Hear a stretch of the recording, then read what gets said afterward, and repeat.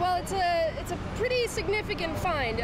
It's the kind of thing that archaeologists are always hoping to find in landfill deposits. It's a ship. It was probably put here around in the early 1800s. We know that this area, this whole block, was filled in between about 1790s and the 1830s.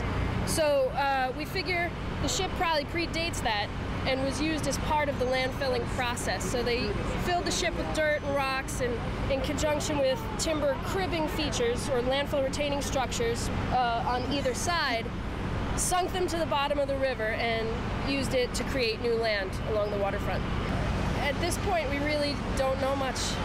So we kind of just have to continue our analysis, see what what's under the boat, what's in the dirt around it, and see if that can tell us anything.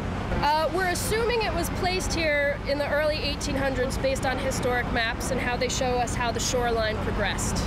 Basically, they would just sink it little by little and gradually extend the shoreline, and usually build new wharves and piers out into the river, leaving a slip in between so boats could continue to sail in and out. And then as waterfront land became more and more valuable and more necessary, they would continue filling in and extending the shoreline gradually.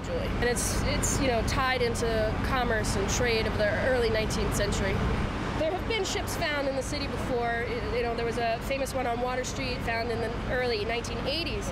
And it's the kind of thing that everyone always hopes to find.